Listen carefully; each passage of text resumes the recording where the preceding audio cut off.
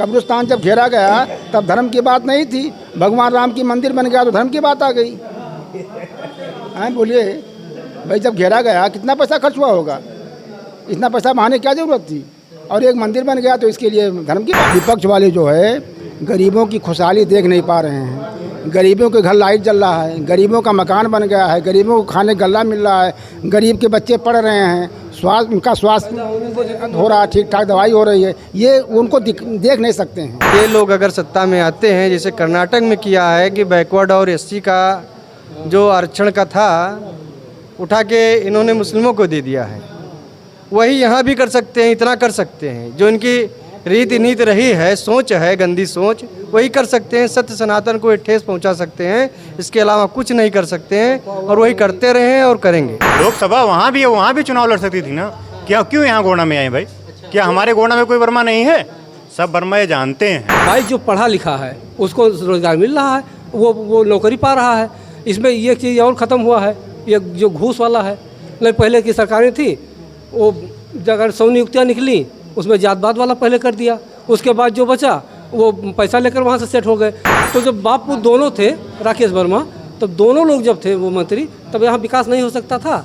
मगर फिर भी जब वो जाते समय, जब मात्र 6 महीने बचा चुनाव, तो 6 महीने के अंदर उन्होंने कम से कम 100, 150, 200 जगह ये ITI है, पॉलिटेक्निक है, ये तमाम का शिलान्यास 4-4 ईंटा रख कर चले गए।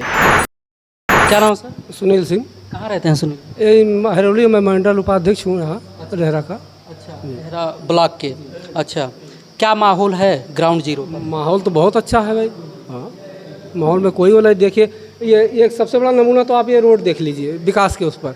यही रोड जो हम लोग मनकापुर जाते थे तो कम से कम 2.5 से 3 घंटे लगते थे। अब आज हम 15 मिनट में 18 किलोमीटर की दूरी 15 मिनट में 18 मिनट में हम पूरा कर लेते हैं।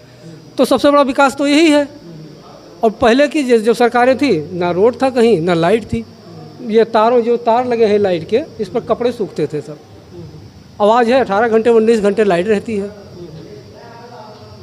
तो ये लोग क्या भ्रम फैलाएंगे? ये कहते हैं कि हम ये करेंगे, वो करेंगे, क्या करेंगे? अब कल उनका स्टेटमेंट आया है कि हम आटा देंगे, दाल दे। अब जब आप थे इतने दिन, राहुल गांधी कह रहे हैं, तब आपने क्या दे दिया? अरे भाई, हमारे जो भाजपा है, कम से कम इन्होंने गरीबों को कोरोना काल से लेकर आज तक इतना बढ़िया उनको, जैसे परेशान हुए सब लोग, तमाम बाहर से आए, उनके पास यहाँ क्या था? अगर रोज़गार भी छिन गया था उनका जब कोरोना काल में, तो वो नहीं है, बेरोजगारी ज़्यादा है। मानते हैं इस बात? नहीं। मजदूर मैं ढूंढने जाता हूँ, 500 रुपये देने पर भी कोई नहीं मिलता है। ये हाल है मजदूरी का। और जो कह रहे हैं युवाओं का, भाई जो पढ़ा लिखा है उसको रोज़गार मिल रहा है, वो नौकरी पा रहा है। इसमें ये चीज़ और ख़त्म हुआ है, ये जो घूस वाला है। नहीं, पहले की सरकारें थी, वो अगर 100 नियुक्तियाँ निकली उसमें जात-पात वाला पहले कर दिया, उसके बाद जो बचा वो पैसा लेकर वहाँ से सेट हो गए। 2-1 लोगों को ऐसे छोड़ देते थे कि हाँ, इनको ये लगे और लोगों की कि हाँ ये पारदर्शी तरीके से हो गया। जब जातीय समीकरण असर डाल पाएगा इलेक्शन? कुछ नहीं, ऐसा कुछ नहीं है। पहले कुछ था, मगर आज माननीय हमारे मुख्यमंत्री जी आए थे, वहाँ तो सभी जातियों का पूरा रैली नहीं, वो रेला था आज बिल्कुल। हाँ, कम से कम 50,000 के ऊपर से भीड़ थी आज। हाँ, तो कहाँ से कौन सा असर है? वो वर्मा समुदाय कुछ नहीं रहा, वर्मा जी के कुछ नहीं। जो 10-5% पहले थे वही 10-5% अब भी हैं भाई। हर जात में 100% किसी को नहीं हो सकता। लोकसभा है ना, वहाँ भी भैया चुनाव लड़ सकती थी ना। लोकसभा वहाँ भी है, वहाँ भी चुनाव लड़ सकती थी ना, क्यों यहाँ गोंडा में आए भाई? क्या हमारे गोंडा में कोई वर्मा नहीं है? सब वर्मा ये जानते हैं। बेनी प्रसाद वर्मा जी को जोड़ के जो है देखा जा रहा है इस समय। जो कह रहे हैं आप, 2009 में हुए थे वो यहाँ से जीत कर चले गए। और जब उनको काम कराना था तो उनको जैसे 1 साल भी इस्पात मंत्री थे, उनका लड़का यहाँ कारागार के मंत्री था उनका, राकेश वर्मा। तो जब बाप पुत्र दोनों थे, राकेश वर्मा, तब दोनों लोग जब थे वो मंत्री, तब यहाँ विकास नहीं हो सकता था। मगर फिर भी जब वो जाते समय, जब मात्र 6 महीने बचा चुनाव, तो 6 महीने के अंदर उन्होंने कम से कम 100, 150, 200 जगह ये ITI है, पॉलिटेक्निक है, ये तमाम का शिलान्यास 4-4 ईंटा रख कर चले गए। उसके बाद कहीं कुछ नहीं। भाई अगर विकास ही करना था तो आपको साल भर बीता, 2 साल बीता, तब तो विकास करना चाहिए था उनको। अगर इस्पात मंत्री थे सेंट्रल गवर्नमेंट में, कम से कम अगर विकास करते तो ये हमारा ये गोंडा ऐसे रह जाता, ये लोकसभा। सोलर लगवाते थे, कहीं कहीं वो खरीदा जाता था भैया, 5-5 हज़ार में बिक रहा था। वही चीज़ अगर लैटरिन आज धीरे मोदी जी बनवा रहे हैं, ये सब काम नहीं कर सकते थे क्या? स्कूल में देखिए व्यवस्था कितना, सारे स्कूल में बाउंड्री लग चुकी है, सारे स्कूल में लैटरिन बन चुकी है। क्या चाहिए भाई? टाइल्स लग गए, क्या काम चाहिए, क्या विकास चाहिए? आज हमारे प्रधानमंत्री विदेश में जाते हैं, सीना तान के जाते हैं, और पहले 2014 से पहले क्या होता था अब भी जानते हैं। ऐसे पैर छूते थे भैया। ये विकास, ये आप सोचिए कि ये हिंदुस्तान का विकास हो रहा है। क्या नाम है सर? गणेश नाम है बच्चा। कहाँ रहते हैं गणेश? अरौली बुजुर्ग में रहते हैं। अरौली रहते हैं। क्या माहौल है इस बार आपके क्षेत्र का? माहौल बहुत सुंदर है और भाजपा जीत रही है, अच्छे मतों से जीतेगी। आपने कहा माहौल बड़ा सुंदर है, क्या सुंदर है, क्या कुछ बताना चाहेंगे? देखिए, भारत, मोदी जी का जो लक्ष्य है भारत को परम वैभव पे ले जाने का, राष्ट्र को मजबूत करने का, उस पर मोदी जी बहुत अच्छा काम कर रहे हैं।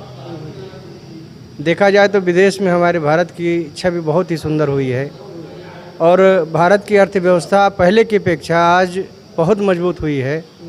और रक्षा क्षेत्र में देखेंगे तो हमारे सैनिकों को जो बुलेट प्रूफ जैकेट वगैरह नहीं मिल पाते थे, आज कोई कमी नहीं है। रक्षा क्षेत्र में हमारा भारत बहुत मजबूत हुआ है। पहले आज हम दूसरे राष्ट्रों को सप्लाई दे रहे हैं। ये हमारे देश की मजबूती है, आर्थिक मजबूती कह सकते हैं, सामाजिक मजबूती। और ग्राउंड जीरो की बात की जाए तो विपक्ष का पहले से भी आरोप रहा है, इस चुनाव में भी आरोप रहा है, महंगाई और युवाओं को रोजगार।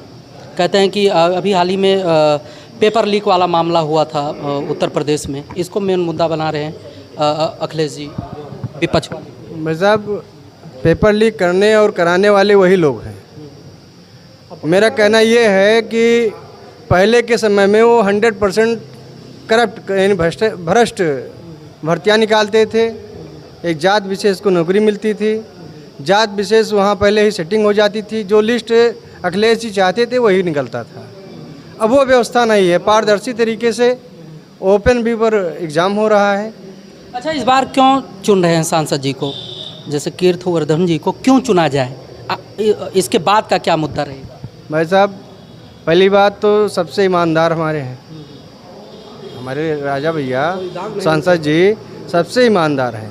उनके ऊपर भ्रष्टाचार का कोई दाग नहीं है, मिलनसार हैं सबसे, और विकास पुरुष कह सकते हैं हम। वो कार्य के प्रति बहुत ही सजग और सरल तरीके से कार्य करते हैं और उसमें कोई भ्रष्टाचार नहीं कि कमीशन खोरी, ये दुनिया का जाल बॉल कोई उनके पास नहीं है। बार बार अखिलेश यादव जी पीडीए की बात करते हैं। जातीय समीकरण इस चुनाव में कुछ हद तक जो है लोगों की नज़र में है, मानते हैं इस बात? भाई साहब, ऐसा कुछ नहीं है। पिछड़ी, दलित और ये वैसे ये लोग अगर सत्ता में आते हैं, जैसे कर्नाटक में किया है कि बैकवर्ड और एससी का जो आरक्षण का था उठा के इन्होंने मुस्लिमों को दे दिया है, वही यहाँ भी कर सकते हैं, इतना कर सकते हैं। जो इनकी रीति नीति रही है, सोच है, गंदी सोच, वही कर सकते हैं। सत्य सनातन को एक ठेस पहुँचा सकते हैं, इसके अलावा कुछ नहीं कर सकते हैं, और वही करते रहे हैं और करेंगे। अच्छा, राहुल गांधी जी एक्सरे की बात करते हैं, कहते हैं कि बराबर बांटेंगे, सरकार में आएंगे तो एक्सरे कराएंगे, होना चाहिए ऐसा? 100% गलत है भाई साहब। जो मैंने मेहनत किया, अपनी पूंजी बनाई, और मेरा एक्सरे, मेरा धन लेकर किसी कटमुल्ले दे दें तो ये कहाँ का सत्य थे? सही बात है। मैं मेहनत करता हूँ, मेरा धन है, वो मेरे परिवार के लिए है, और वो उठा के कटमुल्लों दे दे, ये क्या सच्चाई है? ये कहाँ का नीति है और रीत है? ये कहाँ का न्याय है? मोदी जी को क्यों बनाना चाहते हैं फिर से प्रधानमंत्री? मोदी जी राष्ट्र पुरुष हैं, युग पुरुष हैं। मोदी जी ईमानदार व्यक्ति हैं। मोदी जी की तुलना हम किसी भारत के अन्य जितने भी राजनीतिक आज तक हुए हैं कर नहीं सकते हैं। मोदी जी, हम कह सकते हैं कि उनका कोई पूरा भारत ही परिवार है, परिवारी जन हैं, और मोदी जी अपने लिए कुछ नहीं कर रहे हैं, हमारे भारत देश के लिए कर रहे हैं। इससे बड़ी बात क्या होगी? आपने कहा देश के लिए कर रहे हैं, विपक्ष तो कह रहा है कि जब से मोदी जी आए हैं संविधान खतरे में है, विपक्ष को बोलने नहीं दिया जा रहा है। जो आवाज़ उठाता है उनको उठा के जो है जेल में डाल देते हैं, जैसे हेमंत सोरेन हो गए, केजरीवाल जी हो गए। विपक्ष के नेताओं के यहाँ ईडी सीबीआई जाती है, सत्ता पक्ष के यहाँ जाती ही नहीं। मानते हैं इस बात? भाई साहब, मोदी जी खतरे में नहीं है, खतरे में विपक्ष है। आज तक 70 सालों में जो उन्होंने भ्रष्टाचार किया है, जो मुकदमे उनके ऊपर लिखे गए हैं, उससे उनसे उनको घबराहट है। 2014 के पहले ही जितने भ्रष्टाचार हुए हैं उसी पर कार्रवाई हो रही है। कोई मुकदमा ऐसा बताइए जो भाजपा के बड़े मंत्री रहे हों और उनके ऊपर मुकदमा लिखा गया हो या भ्रष्टाचार साबित हुआ हो। उन्हीं के सरकार में, कांग्रेस की सरकार में कांग्रेसियों पर ही भ्रष्टाचार साबित होता था और उन्हीं के लोग करते थे। लेकिन इसी बात को लेकर ये भी कहते हैं कि बीजेपी वॉशिंग मशीन है, जो भ्रष्टाचारी हैं विपक्ष में अगर बीजेपी में आ जाएं तो क्लीन साफ हो जाते हैं। ऐसा कुछ नहीं है। जिसके ऊपर मुकदमा लिखा है उस पर कार्रवाई होती है, चाहे वो भाजपा में आ जाए चाहे जहाँ चला जाए। अभी उस दिन मोदी जी ने एक इंटरव्यू दिया था कि उन लोगों से वो पूछ रहे थे कुछ आपके मीडिया वाले कि जो मतलब दूसरी पार्टियों से आ जाते हैं इसमें तो नीट एंड क्लीन हो जाते हैं वो, तो उन्होंने कहा कि ऐसा कुछ नहीं है। उसके बाद उन्होंने कहा कि जो मुकदमे चल रहे हैं इन लोगों के ऊपर ईडी या सीबीआई का, क्या वो सब वापस हो गए? तो उन्होंने कहा कहीं आप रिकॉर्ड देख लीजिए, कहीं एक भी मुकदमा वापस किसी के ऊपर नहीं हुआ। हाँ, जो मुकदमे कायम थे जैसे चल रहे हैं वो कोर्ट का मामला है, वो कोर्ट देखेगा, वो उससे हमसे कोई लेना देना नहीं है। वो कोर्ट के तहत ही उनको जो कुछ भी होगा वो कोर्ट के तहत ही होगा उनका। क्या नाम सर? श्री बहादुर सिंह। क्या माहौल है इस बार का लोकसभा इलेक्शन का आपके क्षेत्र? चुनाव का माहौल बहुत बढ़िया है, ठीक है। हाँ, मुद्दा क्या है, किस मुद्दे को लेकर इस बार वोट करेंगे? विकास के मुद्दे पर लोग वोट करेंगे, विकास के मुद्दे पर हम लोग चुनाव लड़ रहे हैं। हाँ, विकास हो रहा है बीजेपी में? मेरा विकास दिखाई पड़ रहा है। हाँ, विपक्ष वाले तो कह रहे हैं कि गुमराह किया जा रहा है, ज़मीनी स्तर पे काम हो। विपक्ष वालों को सुनिए, विपक्ष वाले जो है गरीबों की खुशहाली देख नहीं पा रहे हैं। गरीबों के घर लाइट जल रहा है, गरीबों का मकान बन गया है, गरीबों को खाने गल्ला मिल रहा है, गरीब के बच्चे पढ़ रहे हैं, उनका स्वास्थ्य हो रहा है, ठीक ठाक दवाई हो रही है। ये उनको देख नहीं सकते हैं। गरीबों को ये जो अच्छा हो रहा है उनको दिखाई नहीं पड़ता। इसको वो चाहते हैं कि गरीबें रहें और भाजपा कर रही है तो उसे उनको कहते हैं। वो कह रहे हैं कि महंगाई जो है पिछले 10 सालों से जब से बीजेपी आई है दोगुनी हो गई है, मानते हैं? पहली बात तो आप ये जान लीजिए, किसी अर्थशास्त्री से पूछ लीजिए, देश का विकास तभी संभव है जब कुछ ना कुछ महंगाई होगी। जब देश आगे बढ़ेगा तो महंगाई ऑटोमेटिक बढ़ता रहेगा। हैं, और महंगाई है नहीं। महंगाई जो कुछ नहीं करता है उसके लिए महंगाई है, और जो करता है उसके लिए कोई महंगाई नहीं है। उसके लिए आमदनी बढ़ती है ना। अब जो कुछ नहीं करेगा, दिन भर सत्या ठहरेगा, तो उसके लिए महंगाई है, और जो करेगा तो कोई महंगाई नहीं है। अच्छा, गोंडा लोकसभा की अगर बात की जाए तो यहाँ पर जो विपक्ष के प्रत्याशी हैं, खास करके मैंने देखा है या पब्लिक ओपिनियन से भी पता चलता है कि जातीय समीकरण को ध्यान में रखते हुए जो है श्रेया वर्मा जी को प्रत्याशी बनाया गया है।